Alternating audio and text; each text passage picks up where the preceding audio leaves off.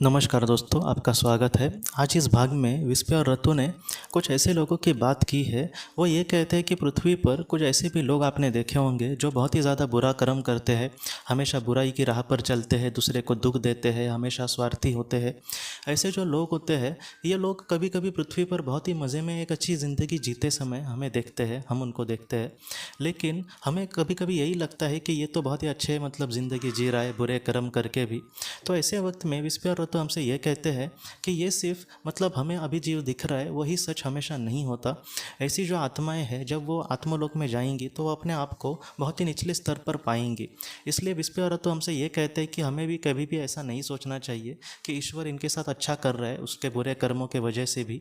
लेकिन ऐसा नहीं है। जब वो कहीं ना कहीं आत्मलोक में जाएंगे तो वो अपने आप को इतने निचले स्तर पर पाएंगे कि वो पूरी तरीके से पश्चाताप उनको होगा कि आखिर उन्होंने ऐसा बुरा क्यों किया। और दूसरी बात, विस्पे और तो हमसे ये कहते हैं कि वो जो नरक का स्थान है वो इतना बुरा होता है कि ऐसी जो बुरी आत्माएं होती है उनको भी वो वहाँ पर एक पल के लिए भी वो नहीं रहना चाहती। और वो ऐसे माहौल में दोस्तों, जहाँ पर उनको एक पल पल के लिए जैसे हम मर जाएंगे, वैसे ही उस बहुत ही बुरी अवस्था में उनको रहना पड़ता है। और कभी कभी ऐसी जो आत्माएं होती है वो इतना वहाँ पर दुखी या फिर इतना लाचार महसूस करती है अपने आप को। वहाँ पर उनके जो आत्मा के शरीर होते हैं वो भी पूरी तरीके से नहीं होते। वहाँ पर उनको एक जगह से दूसरी जगह जाने के लिए वो चलकर भी नहीं जा सकते, वहाँ पर उनको रेंग कर जाना पड़ता है।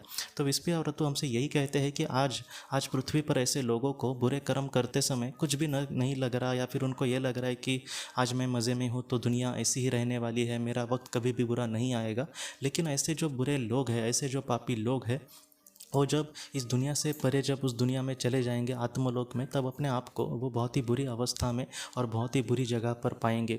विस्पे और तो ये कहते हैं कि जब वो निचले स्तर पर जाते हैं तब वहाँ से ऊपर उठने के लिए ऐसी आत्माओं को बहुत बार बहुत ही बुरे जन्म लेने पड़ते हैं, जैसे एक जानवर का जन्म लेना पड़ सकता है।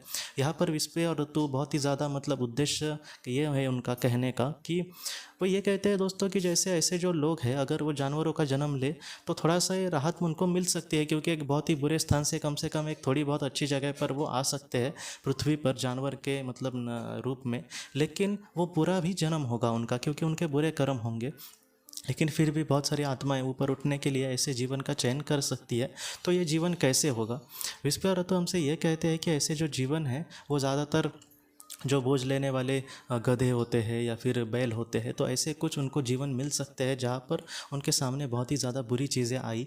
और ऐसे वक्त में क्या होता है कि उनको अब उस जीवन में एक किसी बुरे आत्मा ने बहुत ही बुरा जन्म लिया है, तो उसको बोझ लेने वाले किसी गधे के रूप में समझो इस जीवन में उसका जन्म मिला है। तो ऐसे वक्त में उस गधे को, उस आत्मा को अपने जीवन के पूर्व जीवन के उसके जो भी बुरे कर्म होंगे वो सारे याद होंगे। ये सारी चीज़ें इसलिए रखी है क्योंकि उस गधे की आत्मा को कल ये ना लगे कि उसके साथ ये बुरा क्यों हो रहा है। तो उसको कहीं ना कहीं पता होता है कि उसने कुछ बुरा किया है और इस वजह से उसके सामने ऐसा एक जन्म आया है।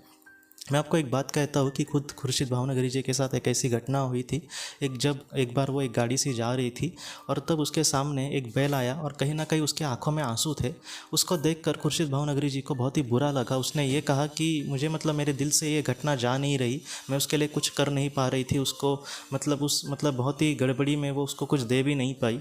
और बाद में जब इसके बारे में उसने अपने बच्चों के आत्मा के साथ बात किया, ऑटोमेटिक राइटिंग के ज़रिए, तब उन्होंने ये कहा कि जिस बैल को देख रही थी उसने गए जन्म में एक इंसान का खून किया था और इस वजह से उसको एक बुरा जन्म इस जीवन में मिला था और वो इसलिए बहुत ही ज़्यादा दुखी था।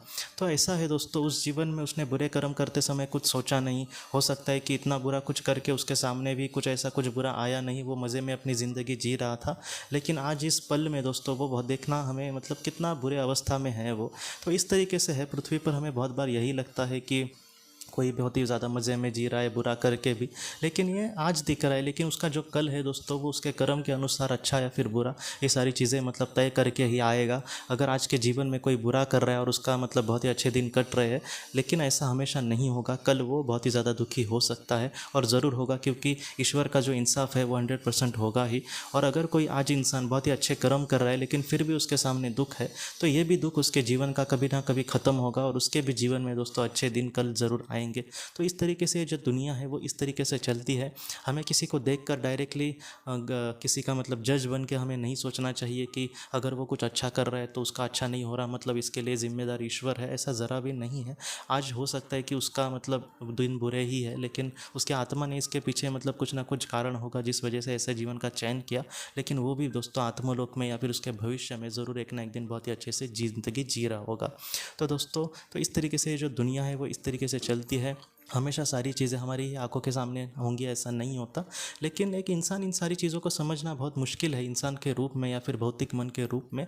लेकिन हमारी जो आत्मा होती है वो सारी चीज़ें मतलब जानती होती है, तो हम आत्मा के जब स्वरूप में होंगे तब इन सारी चीज़ों को बहुत ही अच्छे से समझ सकते हैं। तो दोस्तों, हम अपनी अगली वीडियो में किसी नए विषय को लेकर मिलेंगे। तब तक आप अपना अपने परिवार का ख्याल रखें। जिंदगी की रोशनी ये एक कंसल्टेंसी है जो ऐसे लोगों को मदद करने की कोशिश करती है जिन्होंने किसी अपने को खोया है या फिर जो लोग अपने जीवन में बहुत ही ज़्यादा दुखी है। जो लोग इस संस्था के साथ जुड़ते हैं उनको इस विषय की किताबें और जानकारी भेजी जाएगी। इसके साथ साथ जो लोग पास्ट लाइफ रिग्रेशन थेरेपिस्ट के पास नहीं जा सकते, अगर वो घर पे अभ्यास कर सके, इस वजह से उनको पास्ट लाइफ रिग्रेशन की ऑडियोज़ भी भेजी जाएगी। और इसके साथ साथ ध्यान में एकाग्रता बढ़ाने के लिए कुल मिलाकर 5 ऑडियोज़ भी उनको भेजी जाएंगी। तो जो लोग इस संस्था के साथ जुड़ते हैं उनको यह सारी चीज़ें उनके ईमेल पर या फिर व्हाट्सएप पर भेजी जाएंगी। अगर आपको इस संस्था के साथ जुड़ना है तो कृपया इस नंबर पे व्हाट्सएप करें।